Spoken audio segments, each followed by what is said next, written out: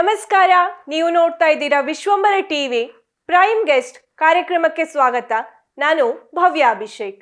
ಇವತ್ತು ನಮ್ಮ ಜೊತೆ ಇದ್ದಾರೆ ಬೈರುಂಬೆಯ ಗಡಿಗೆಹೊಳೆ ಸಮೀಪದ ಸುಮಾ ಹೆಗಡೆ. ಇವರು ಯಕ್ಷಗಾನ ಕಲಾವಿದೆ, ಆದರ್ಶ ಗೃಹಿಣಿ. ಸುಮಾರು 5 ವರ್ಷಗಳಿಂದ ಯಕ್ಷಕಲಾ ಸಂಗಮ ಎಂಬಂತಹ ಒಂದು ಯಕ್ಷಗಾನ ಸಂಸ್ಥೆ ಮೂಲಕ ನೂರಾರು ವಿದ್ಯಾರ್ಥಿಗಳಿಗೆ ಯಕ್ಷಗಾನ ತರಬೇತಿ ನೀಡ್ತಾ ಇದ್ದಾರೆ. ಕಾರ್ಯಕ್ರಮಕ್ಕೆ ಆತ್ಮೀಯ ಸ್ವಾಗತ. ನಮಸ್ತೆ. ಪ್ರಿಯ ವೀಕ್ಷಕರೇ, ಈ ವಿಡಿಯೋನ ನೋಡೋದಕ್ಕೂ ಮೊದಲು ನಮ್ಮ ಚಾನೆಲ್ ಅನ್ನ ಇನ್ನು ಸಬ್ಸ್ಕ್ರೈಬ್ ಮಾಡ್ಕೊಂಡಿಲ್ಲ ಆದ್ರೆ ತಕ್ಷಣವೇ ಸಬ್ಸ್ಕ್ರೈಬ್ ಮಾಡ್ಕೊಳ್ಳಿ. ಹಾಗೆ ವಿಡಿಯೋ ಇಷ್ಟ ಆಗಿದ್ರೆ ಶೇರ್ ಮಾಡಿ. ನೀವು ಶಿರ್ಸಿ ಭಾಗದಲ್ಲಿ ಒಂದು ಮಹಿಳೆಯಾಗಿ ಅದ್ಭುತ ಯಕ್ಷಗಾನ ಕಲಾವಿದೆಯಾಗಿ ಗುರುತಿಸ್ಕೊಂಡಿದ್ದೀರಿ. ನಿಮ್ಮ ಯಕ್ಷ ಪಯಣದ ಜೊತೆ ನಮ್ಮ ಜೊತೆ ಹಾಗೆ ನಮ್ಮ ವೀಕ್ಷಕರ ಜೊತೆ ಒಂದು ಸ್ವಲ್ಪ ಅನುಭವಗಳನ್ನ ಹಂಚ್ಕೊಳ್ಳಿ. ಖಂಡಿತ. ಗುರುಭ್ಯೋ ನಮಃ. ಯಕ್ಷಗಾನ ವಿಶ್ವಗಾನ. ನೋಡಿ, ಯಕ್ಷ ಪಯಣ, ಯಕ್ಷಯಾನ, ಯಕ್ಷಗಾನ ಎನ್ನುವುದು ಬಹುಶಃ ನನ್ನ ಜೀವನದಲ್ಲಿ ಒಂದು ದೊಡ್ಡ ತಿರುವನ್ನೇ ಮಾಡಿದೆ.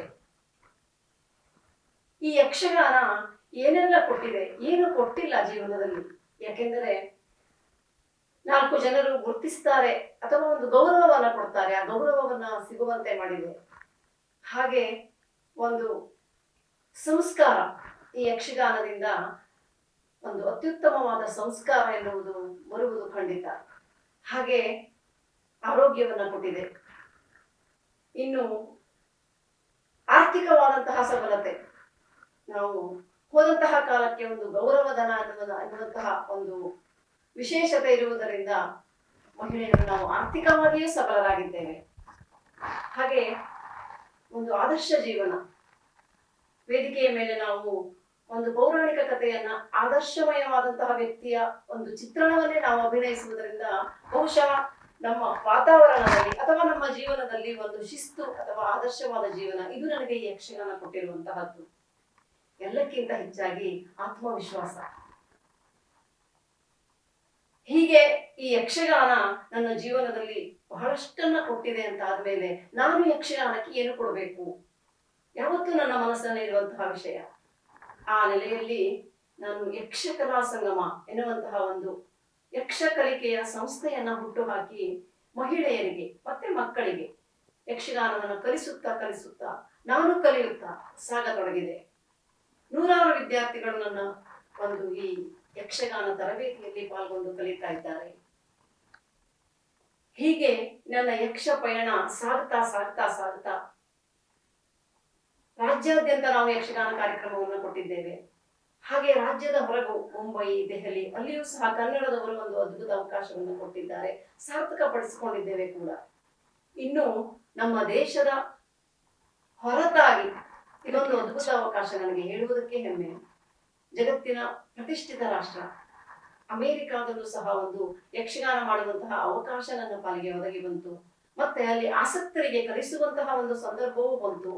ಅಲ್ಲಿಯೂ ನನ್ನ ಶಿಷ್ಯ ವೃಂದವನ್ನ ಹೊಂದಿದ್ದೇನೆ ಎನ್ನುವುದು ನಿಜಕ್ಕೂ ನನ್ನ ಈ ಯಕ್ಷ ಪಯಣದಲ್ಲಿ ಒಂದು ಮೈಲಿಗಲ್ಲು ಅಂತ ಹೇಳಬಹುದು. ಹಾಗೆ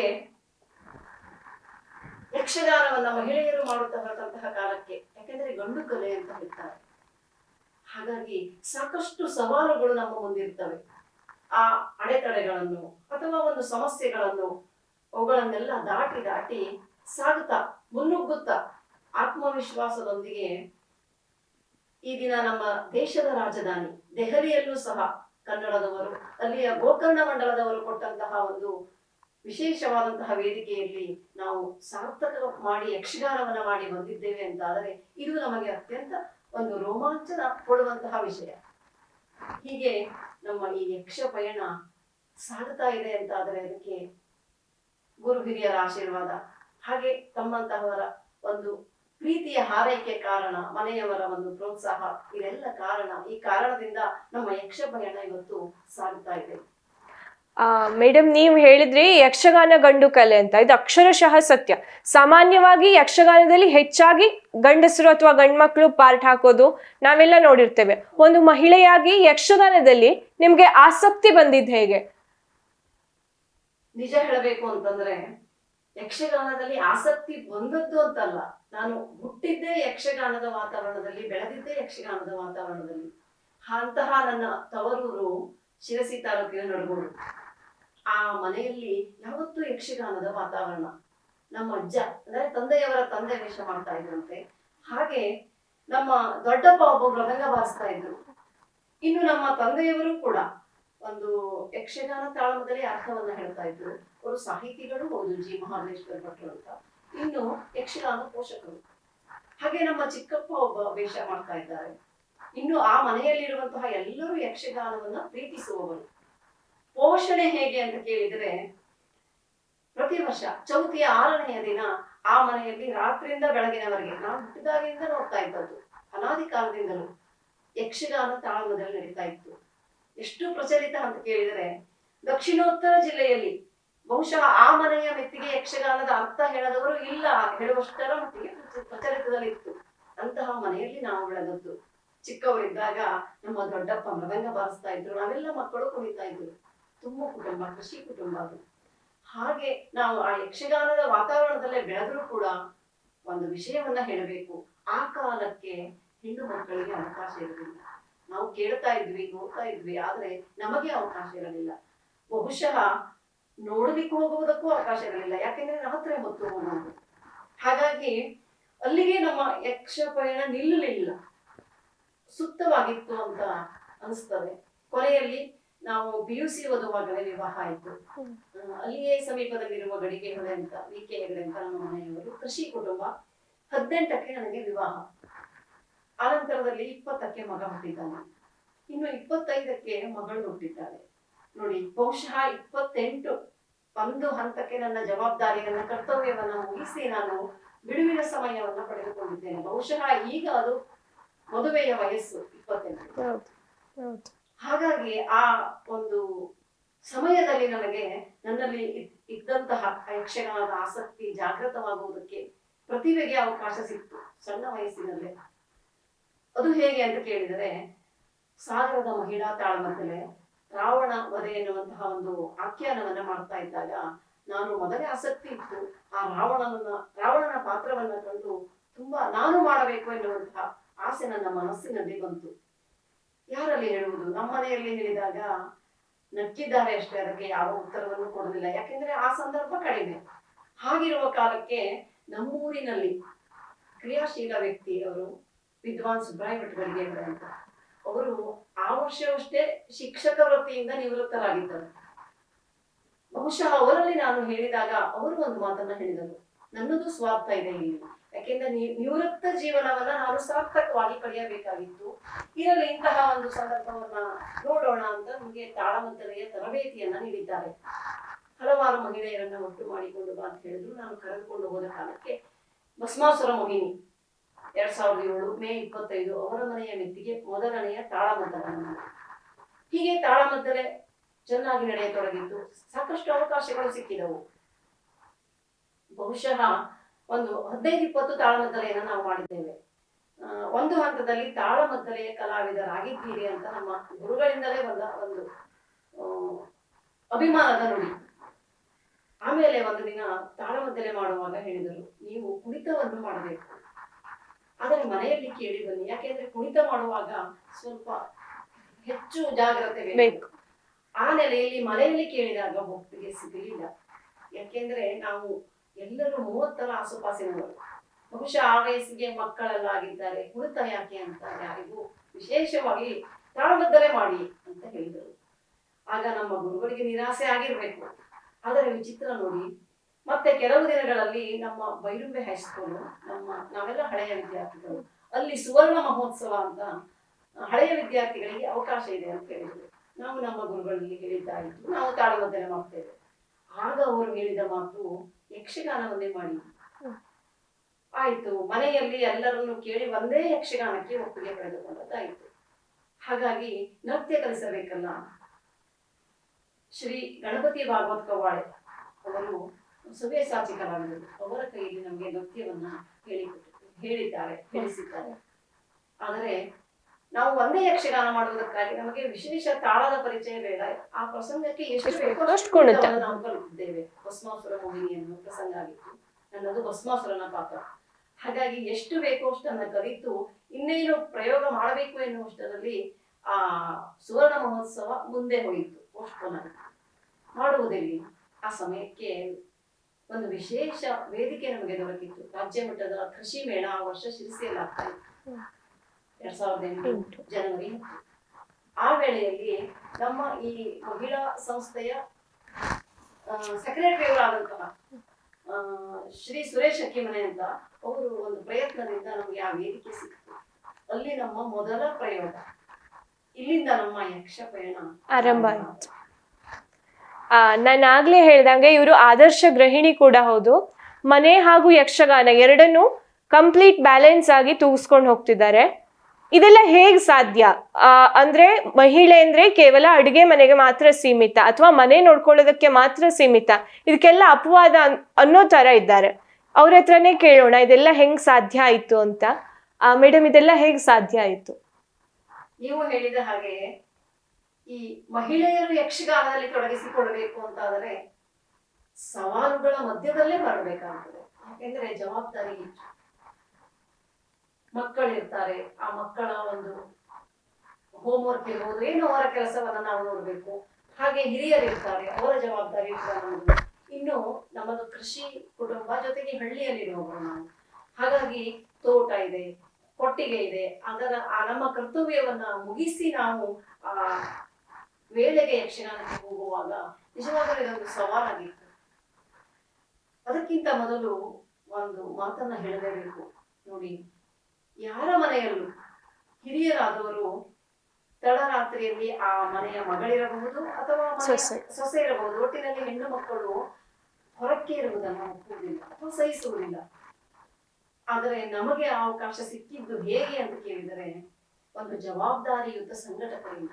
ನಾನು ಆಗಲೇ ಹೇಳಿದ್ದೇನೆ, ವಿದ್ವಾನ್ ಸುಬ್ರಾಯ ಭಟ್ರಲ್ಲಿ ಅವರು ನಿಜಕ್ಕೂ ಒಂದು ಅಪ್ರತಿಮರು. ಮತ್ತೆ ನಮ್ಮ ತಂದೆಯೇ ಅವರು ಅನ್ನುವ ಹಾಗೆ ನಮ್ಮನ್ನು ನಡೆಸಿಕೊಳ್ತಾ ಇದ್ರು. ಒಂದು ಯಕ್ಷಗಾನಕ್ಕೆ ಹೋದಂತಹ ಸಮಯಕ್ಕೆ ಒಂದು ಬಣ್ಣ ವೇಷಕ್ಕೆ ಕುಳಿತುಕೊಂಡಾಗ ಆ ಚೌಕಿ ಮನೆಯಲ್ಲಿ ಅನ್ಯ ಪುರುಷರಿಗೆ ಅವಕಾಶ. ಕೆಲವು ಕಡೆ ಎಷ್ಟೋ ಮಾತಿಗೆ ಬೆಳೆದುಂಟು. ನಮ್ಮ ಸಹೋದರಿಯರಂತೆ ಅಂತ ಒಳಗೆ ಬರುವುದಕ್ಕೆ ಪ್ರಯತ್ನ ಮಾಡಿದ್ರು ಕೊಡ್ಲಿಲ್ಲ.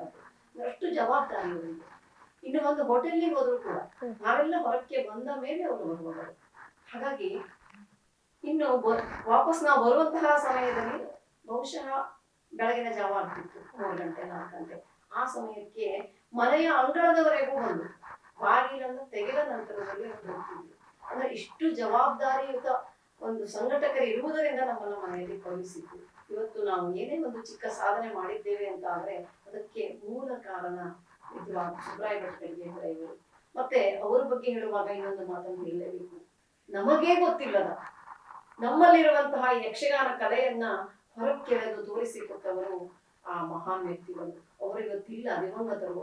ಆದರೆ ಆ ಮಹಾಚೇತನಕ್ಕೆ ನಾವಿವತ್ತು ಕೋಟಿ ಕೋಟಿ ನಮನಗಳನ್ನ ನಾವು ಹೇಳಲೇಬೇಕು. ಇನ್ನು ಹೀಗೆ ನಮ್ಮ ಕರ್ತವ್ಯಗಳನ್ನೆಲ್ಲ ನಾವು ಮುಗಿಸಿ ತದನಂತರದಲ್ಲಿ ಈ ಯಕ್ಷಗಾನದತ್ತ ಹೋಗಿದ್ದು. ಯಾಕೆಂದ್ರೆ ಮನೆ ನಮಗೆ ಮೊದಲು, ನಮ್ಮ ಸಂಸಾರವನ್ನ ಇಟ್ಟುಕೊಂಡು ಇದು ಹವ್ಯಾಸ. ಆದರೆ ಯಕ್ಷಗಾನವನ್ನು ಬಿಡುವುದಕ್ಕಾಗಲಿಲ್ಲ. ಯಾಕಂದ್ರೆ ನಾನು ಸವಾಲು ಅಂತ ಹೇಳಿದ್ದೇನಲ್ಲ, ಆ ಸಂದರ್ಭದಲ್ಲಿ ಹೇಳಲೇಬೇಕು. ಮೊದಲನೆಯ ಒಂದು ನನ್ನ ವೇಷ ಭಸ್ಮಾಸುರನ ವೇಷ. ಆ ಸಮಯದಲ್ಲಿ ನನಗೆ 4 ವರ್ಷದ ಮಗಳು. ಆ ನನ್ನ ವೇಷವನ್ನ, ಆ ದೈತ್ಯ ವೇಷವನ್ನ ಕಂಡು ಆ ಮಗಳಿಗೆ ಅಮ್ಮ ಅಂತ ಒಪ್ಪಿಕೊಳ್ಳೋದಕ್ಕೂ ಆಗುವುದಿಲ್ಲ. ಹಾಗಂತ ಅಮ್ಮ ಬಿಡಕ್ಕಾಗಲ್ಲ.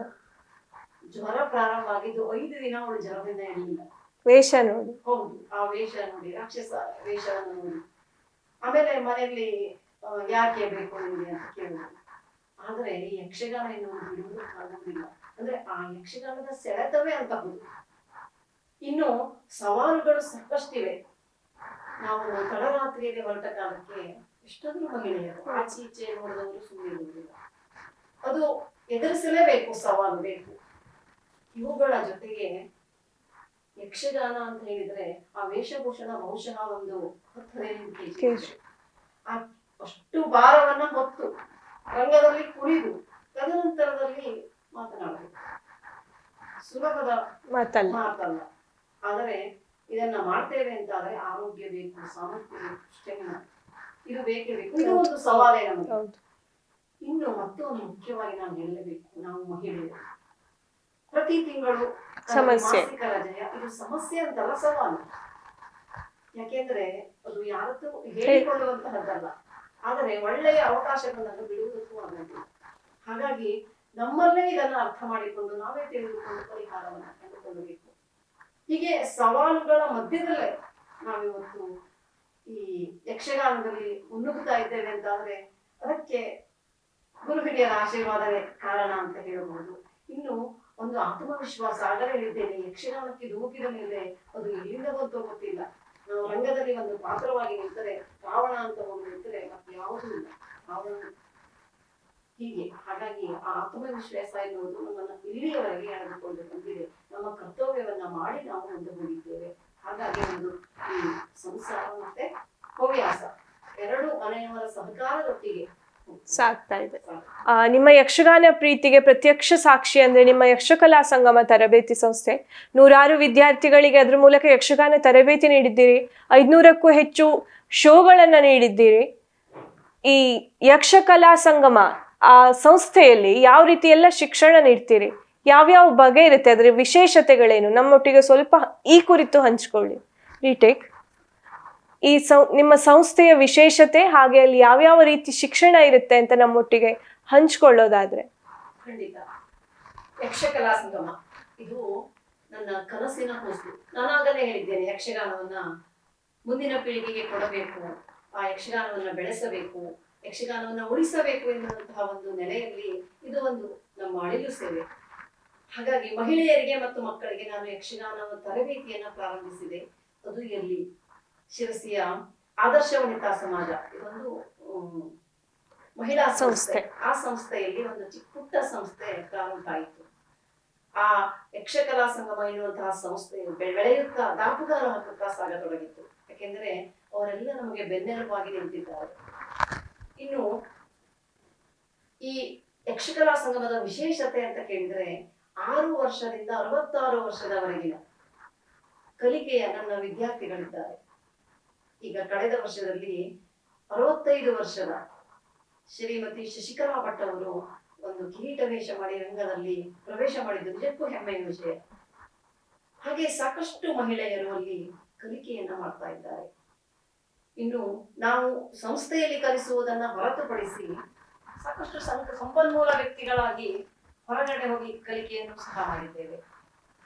ಒಂದು ವಿಶೇಷ ಸಂದರ್ಭ ಅಂತ ಹೇಳಿದರೆ ಗಣೇಶ ನೇತ್ರಾಲಯ ಶಿರಸಿ, ಅಲ್ಲಿಯ ನರ್ಸ್ಗಳಿಗೆ ತರಬೇತಿ ಕೊಟ್ಟು ಅಲ್ಲಿ ಒಂದು ಯಕ್ಷಗಾನ ಮಾಡಿದಂತಹ ಒಂದು ಖುಷಿ ನಮಗಿದೆ, ಸಂತೋಷ. ಇನ್ನು ಈ ಯಕ್ಷಗಾನದ ಒಂದು ನಮ್ಮ ಪಯಣ ರಾಜ್ಯದ ಹೊರಗಡೆ ಎಲ್ಲ ಹೋದಂತಹ ಕಾಲಕ್ಕೆ ಮುಂಬೈ ನಗರದಲ್ಲಿ ನಾವು ಅಲ್ಲಿ ಸಿಕ್ಕಂತಹ ಒಂದು ಹವ್ಯಕ ವೆಲ್ಫೇರ್ನವರು ನಮಗೊಂದು ಅವಕಾಶ ಕೊಟ್ಟಿದ್ದೇವೆ. ನನ್ನ ಶಿಷ್ಯರೊಡನೆ ಅಲ್ಲಿ ನಾನು ಪ್ರಯೋಗಿಸಿದಂತಹ ಒಂದು ಆ ಯಕ್ಷಗಾನ ನಿಜಕ್ಕೂ ಸಂತೋಷವನ್ನ ಕೊಡುವಂತಹ ಒಂದು ಸಾರ್ಥಕತೆಯನ್ನ ಕೊಡುವಂತಹದ್ದು. ಹೀಗೆ ನಮ್ಮ ಯಕ್ಷ ಪಯಣ ಸಾಗುತ್ತಾ ಸಾಗುತ್ತಾ ಇವತ್ತು ನಾವು ಸಾಕಷ್ಟು ಕಡೆಯಲ್ಲಿ ಯಕ್ಷಗಾನವನ್ನ ಪ್ರಯೋಗವನ್ನು ಕೂಡ ಮಾಡ್ತಾ ಇದ್ದೇವೆ. ನಿಮ್ಮ ಯಕ್ಷಕಲಾ ಸಂಗಮ ಈ ಸಂಸ್ಥೆಯಲ್ಲಿ ತಾಳಮದ್ದಲೆ ತರಬೇತಿನೂ ಖಂಡಿತ ಹೌದು. ಮತ್ತೆ ಆ ವಿಶೇಷವಾಗಿ ನಾನು ನನ್ನ ಶಿಷ್ಯಂದಿರಿಗೆ ಹೇಳುವುದು, ಸಂಪ್ರದಾಯಬದ್ಧವಾದಂತಹ ಯಕ್ಷಗಾನವನ್ನು ಮುಂದುವರಿಸಿಕೊಂಡು ಹೋಗೋಣ. ಯಾಕೆಂದ್ರೆ ಇವತ್ತು ಮನೋರಂಜನೆಗೆ ಅಂತ ಆ ಒಂದು ಯಕ್ಷಗಾನದ ದಾರಿ ಆಚೀಚೆ ಆಗ್ತಾ ಇದೆ. ನಮಗೆ ನಮ್ಮ ಹಿರಿಯರು ಅನಾದಿ ಕಾಲದಿಂದಲೂ ಕೊಟ್ಟಂತಹ ಆ ಚೌಕಟ್ಟನ್ನ ಮೀರದೆ ನಾವು ಹೋಗಬೇಕು. ಆ ಮೂಲಭೂತವಾದಂತಹ ಒಂದು ಆ ವಿಷಯಕ್ಕೆ ಧಕ್ಕೆ ಮಾಡಬಾರದು ಎನ್ನುವಂತಹ ಮಾತನ್ನ, ಕಿವಿ ಮಾತನ್ನ ನಾನು ನನ್ನ ಶಿಷ್ಯಂದಿರಿಗೆ ಹೇಳ್ತೇನೆ. ಮತ್ತೆ ಈ ಯಕ್ಷಗಾನ ಎನ್ನುವುದು ಖಂಡಿತ ಸಂಸ್ಕಾರ ಕೊಡ್ತದೆ, ಅದನ್ನ ಯಾವತ್ತೂ ಬಿಡಬೇಡಿ. ಆರೋಗ್ಯವನ್ನು ಕೂಡ ಇದೊಂದು ಅತ್ಯುತ್ತಮ ವ್ಯಾಯಾಮ.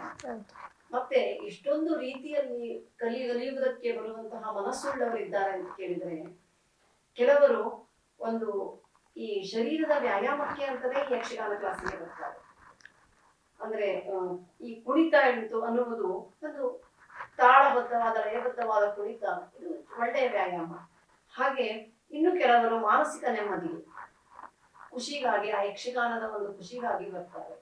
ಇನ್ನೂ ಹಲವರು ಒಂದು ಖಿನ್ನತೆಯನ್ನು ದೂರ ಮಾಡಿಕೊಳ್ಳುವುದಕ್ಕೂ ಅಥವಾ ಎಲ್ಲರೊಟ್ಟಿಗೆ ಅಧ್ಯಾತ್ಮದ ಒಂದು ಈ ಪೌರಾಣಿಕ ಕಥೆಗಳ ಮಧ್ಯದಲ್ಲಿ ಇರುವುದಕ್ಕೆ ಎನ್ನುವುದರಿಂದಲೂ ಅದೆಲ್ಲಕ್ಕಿಂತ ಹೆಚ್ಚಾಗಿ ಮಾನಸಿಕ ನೆಮ್ಮದಿಗಾಗಿ ಬರ್ತಾರೆ. ಹೀಗೆ ಹಲವು ರೀತಿಯಲ್ಲಿ ಸಾಕಷ್ಟು ಮಹಿಳೆಯರು ಮತ್ತು ಮಕ್ಕಳು ಯಕ್ಷಗಾನವನ್ನ ಕಲಿತಾ ಇದ್ದಾರೆ. ನಿಜಕ್ಕೂ ಇದೊಂದು ಸಂತೋಷದ ವಿಷಯ. ಹೀಗೆ ನಮ್ಮ ಯಕ್ಷಕಲಾ ಸಂಗಮ ಇವತ್ತು ಸಾಗ್ತಾ ಇದೆ. ಸಾಕಷ್ಟು ಯಕ್ಷಗಾನ ಶೋಗಳನ್ನು ನಡೆಸಿದ್ದೀರಿ. ಗಡಿ ಆಚೆಗೂ ಸಹಿತ ನಿಮ್ಮ ಪ್ರತಿಭಾ ಪ್ರದರ್ಶನ ಆಗಿದೆ. USA ಅಂತಹ ಪ್ರತಿಷ್ಠಿತ ದೇಶದಲ್ಲಿ ಕರ್ನಾಟಕದ ಗಂಡುಕಲೆ ಯಕ್ಷಗಾನವನ್ನ ಪ್ರಸ್ತುತಪಡಿಸಿದಂತಹ ಹೆಮ್ಮೆ ನಿಮಗಿದೆ. ಈ ಬಗ್ಗೆ ನಮ್ಗೆಲ್ಲರಿಗೂ ಸಹ ಖುಷಿ ಇದೆ. ಆ ಒಂದು ಕ್ಷಣದ ಆ ಸಾರ್ಥಕತೆಯ ಭಾವ ಅಂದ್ರೆ USA ಒಂದು ಯಕ್ಷಗಾನ ಪ್ರದರ್ಶನ ಮಾಡಿದಾಗ ಆದಂತಹ ಅನುಭವ ಎಷ್ಟು ಖುಷಿ ಆಯ್ತು ನಿಮ್ಗೆ? ನನ್ನ ಯಕ್ಷ ಪಯಣದಲ್ಲಿ ಬಹುಶಃ ಇದೊಂದು ಅವಿಸ್ಮರಣೀಯವಾದಂತಹ ಕ್ಷಣ ಅಂತ ಹೇಳ್ತೇನೆ. ಅಂತಹ ಸಾವಿರಾರು ಜನರು ತುಂಬಿದಂತಹ ವೇದಿಕೆ ಎದುರಿನಲ್ಲಿ ನನಗೆ ಒಂದು ಸನ್ಮಾನವೂ ಕೂಡ ನಡೆಯಿತು. ತದನಂತರದಲ್ಲಿ ನಾನು ಶ್ರೀ ಗಜಾನನ್ ಭಟ್ ಅವರ ಮನೆಯಲ್ಲಿ ವಾಸ್ತವ್ಯ, ಅವರ ಮಡದಿಯಾದಂತಹ ಶ್ರೀ ವಿಜಯ ಭಟ್ ಅವರು ಕೂಡ ಅತ್ಯಂತ ಒಂದು ಚಂದದ ಆತಿಥ್ಯವನ್ನು ಮಾಡಿದ್ದಾರೆ. ಅಲ್ಲಿ ಒಂದು ಧರ್ಮ ಕೇಂದ್ರ ಅಂತ, ಅಲ್ಲಿಗೆ ನಾವು ಪ್ರತಿದಿನ ಪ್ರಾಕ್ಟೀಸಿಗೆ ಅಂತ ಹೋಗ್ತಾ ಇದ್ದದ್ದು.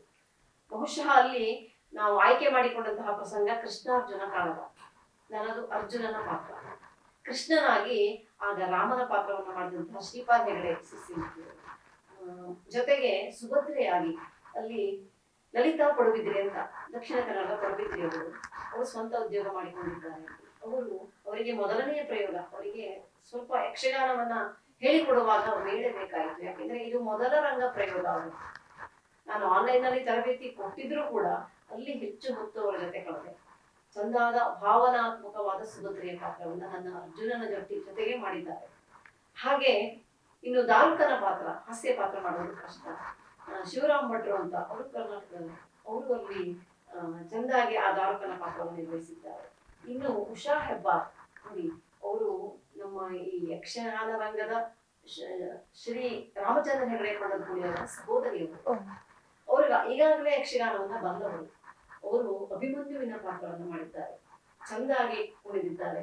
ಅವರಿಗೆ ಕಡಿಮೆ ಸಮಯದಲ್ಲಿ ಅವರು ಹೆಚ್ಚು ಕಲಿತು ಯಕ್ಷಗಾನವನ್ನು ಪ್ರಯೋಗಿಸಿದ್ದಾರೆ. ಇನ್ನು ಭೀಮನ ಪಾತ್ರದಲ್ಲಿ ಮೇಘಾ ಹೇಳೂರ್ ಅಂತ ಬಹುಮುಖ ಪ್ರತಿಭೆಯವರು, ಚಿಕ್ಕ ವಯಸ್ಸಿನವರು, ಅವರು ಒಂದು ಚಂದಾದ ಭೀಮನ ಪಾತ್ರವನ್ನ ಮಾಡಿದ್ದಾರೆ.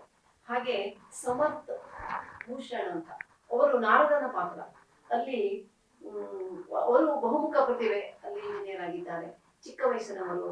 ಅವರು ಕೂಡ ಒಂದು ಚಂದಾದ ನನಗೆ ಜೊತೆಯಾಗಿ ನಾರದನ ಪಾತ್ರವನ್ನು ನಿರ್ವಹಿಸಿದ್ದಾರೆ. ಇವುಗಳೆಲ್ಲದರ ಜೊತೆಗೆ ಒಂದು ವಿಶೇಷತೆ ಹೇಳಬೇಕು.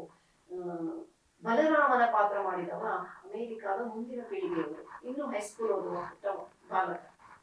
ಅವನಿಗೆ ಹೇಳಿಕೊಡುವಾಗ ನನಗೆ ತುಂಬಾ ಕಷ್ಟ. ಯಾಕೆಂದ್ರೆ ಹಾಗಂತವನಿಗೆ ಕನ್ನಡ ಲಿಪಿ ಎನ್ನುವ ಕ್ಲಾಸಿಗೆ ಹೋಗ್ತಾನೆ, ಅವನು ಕನ್ನಡ ಗೊತ್ತುಂಟು, ಆದ್ರೂ ಕೂಡ ಆ ಇಂಗ್ಲಿಷರ ಮಧ್ಯದಲ್ಲಿ ಆ ಉಚ್ಚಾರಣೆ ಹೇಳುವುದು ಕಷ್ಟ. ಇಂಗ್ಲಿಷ್ ನಲ್ಲಿ ಕನ್ನಡ ಹೇಳಿಕೊಡಬೇಕಾಯ್ತು ಅವನಿಗೆ. ಆ ಬಲರಾಮನ ಮಾತನ್ನ ಯುದ್ಧದ ಸಂದರ್ಭದಲ್ಲಿ ಹೇಗೆ ಹೇಳಬೇಕು ಎನ್ನುವುದನ್ನೆಲ್ಲ ಕಲಿತುಕೊಂಡ ಕೊನೆಯಲ್ಲಿ ಚಂದಾದ ಪ್ರಸ್ತುತಿ ನೀಡಿದ. ಇದು ನನಗೆ ಅತ್ಯಂತ ಸಂತೋಷದ ವಿಷಯ.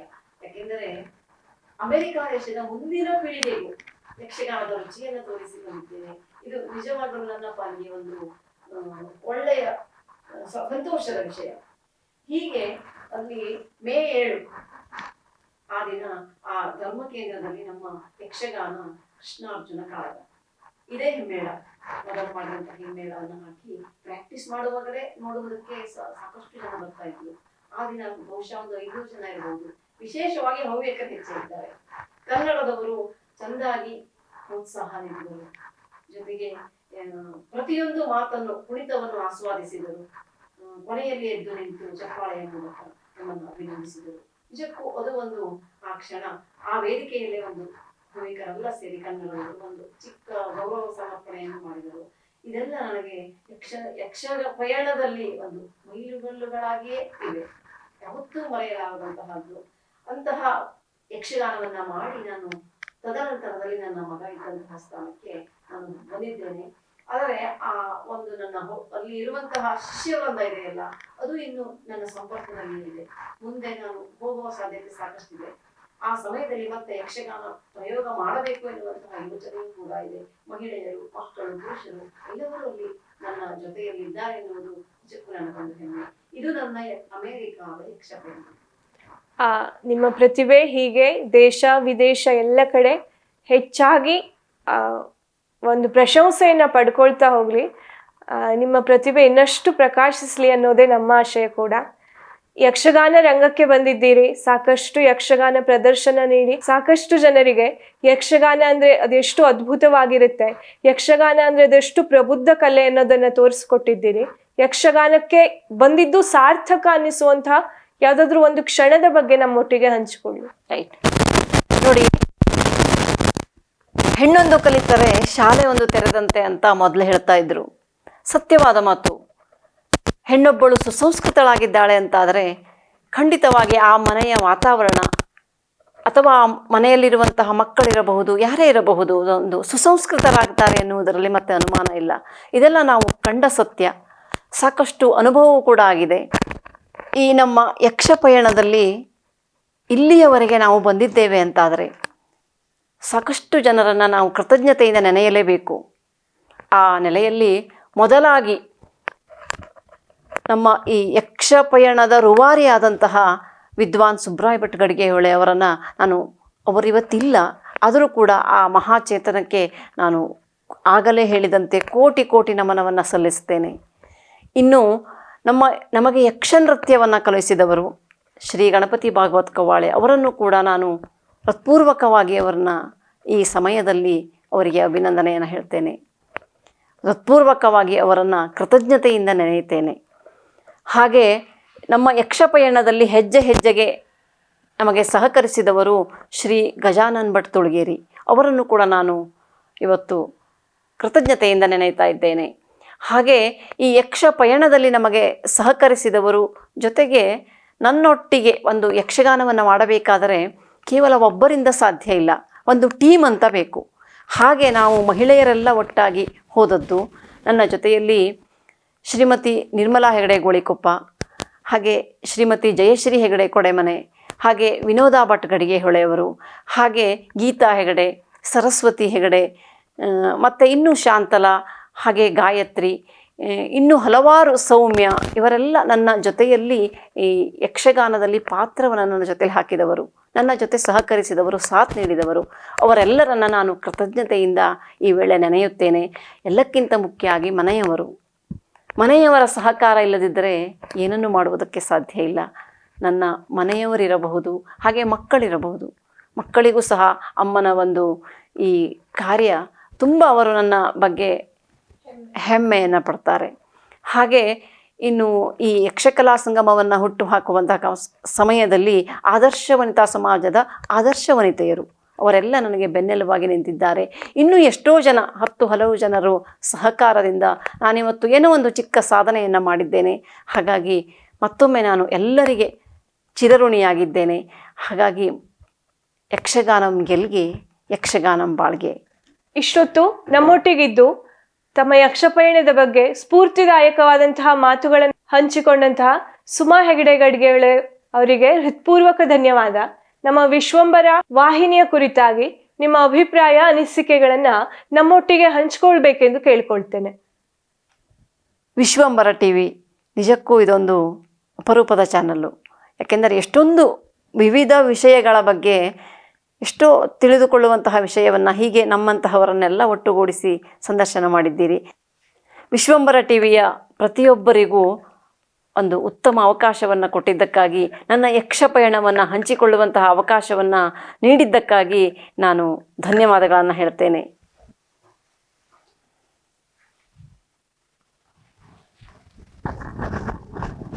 ವೀಕ್ಷಕ ಮಹಾಪ್ರಭುಗಳೇ, ನಮ್ಮ ಚಾನಲ್ ಅನ್ನು ಸಬ್ಸ್ಕ್ರೈಬ್ ಮಾಡಿ, ಶೇರ್ ಮಾಡಿ, ಪ್ರೋತ್ಸಾಹಿಸಿ.